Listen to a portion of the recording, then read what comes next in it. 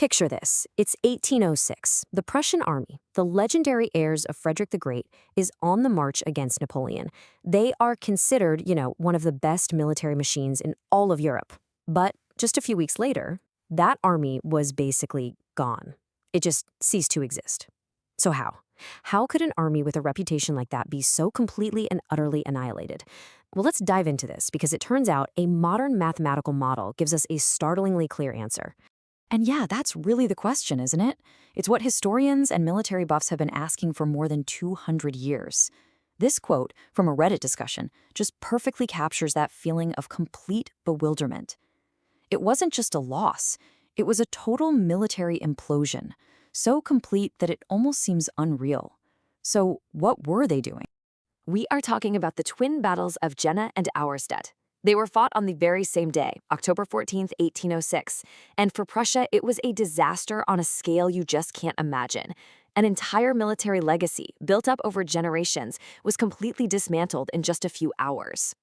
And the scale of the loss is it's staggering. 41,000. I mean, just think about that number.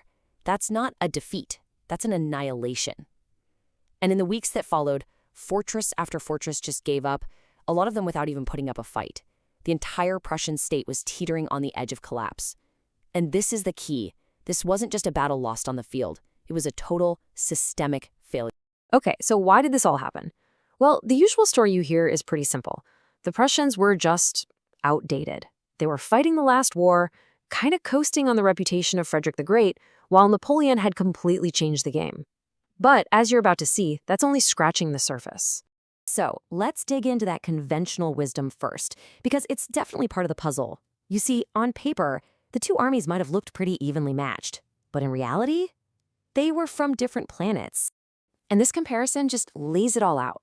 On the Prussian side, you've got leadership that was literally ancient. Their commander-in-chief was 71 years old. Their tactics were rigid, all about these perfect, slow-moving lines.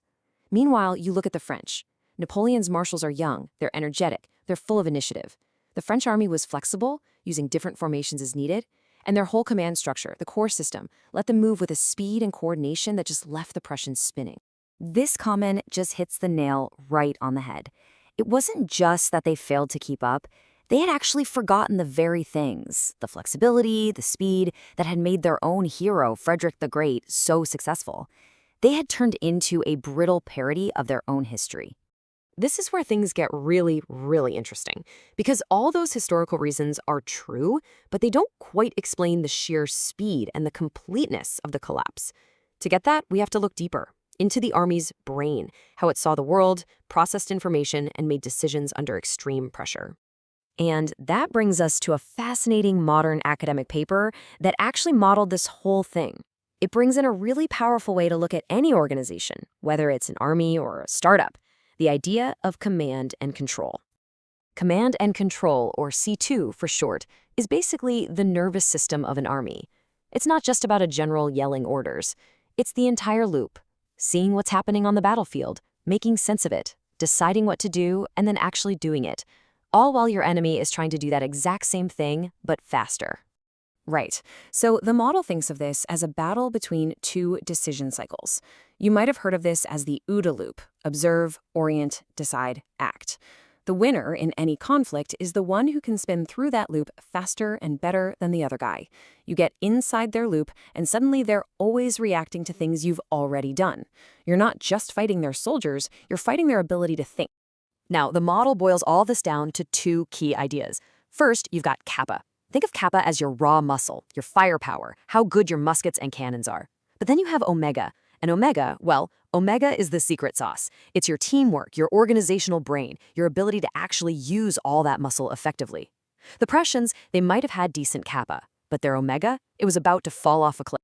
Okay, so let's take this model and slap it right on top of Jena and Auerstedt. This suddenly isn't about just good generals versus bad ones. It's about the literal structure of their command networks, the wiring of their brains. And this, right here, this is the whole game. The Prussian command network was a rigid, top-down hierarchy. Think of a pyramid. Information had to slowly crawl up the chain of command, and orders had to slowly crawl back down. You take out one of those guys at the top, and everyone below them is paralyzed, waiting for orders that are never going to come. But the French system, it was more like a web. It was a distributed network. Each of Napoleon's marshals could act on his own, adapting to what he saw while still understanding the big picture. And this isn't just theory, right? This is exactly what played out on the battlefield. At the Battle of Auerstedt, the Prussian commander-in-chief was killed. And just like that, command completely broke down. The army became rudderless. But on that very same field, French Marshal Davout was outnumbered more than 2-1. He was isolated, but his flexible, adaptable unit operated like a well-oiled machine, and he crushed the main Prussian army. His network thrived under chaos. The Prussian network just shattered.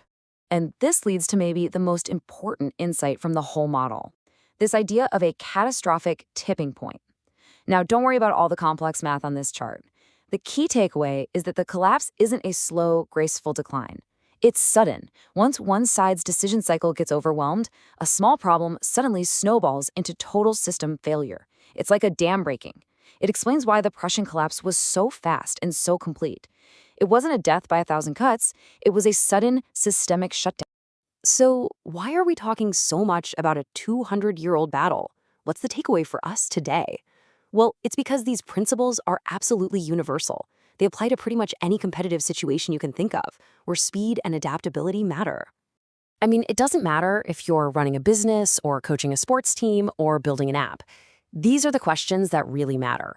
It's not just about having the most money or the most people, your kappa. It's about your omega. How fast can you and your team make decisions? How well is everyone working together, in sync? And maybe most important of all, is your organization built to be resilient, or is it a fragile pyramid, just one crisis away from falling apart? The story of the Prussian collapse is this incredibly powerful lesson from history. It reminds us that an organization that can't adapt, that can't learn and react quickly, is already on the path to defeat. It shows us that the most important battles aren't always won with firepower, but in the connections or the lack of them that decide how we think, how we decide, and how we act together.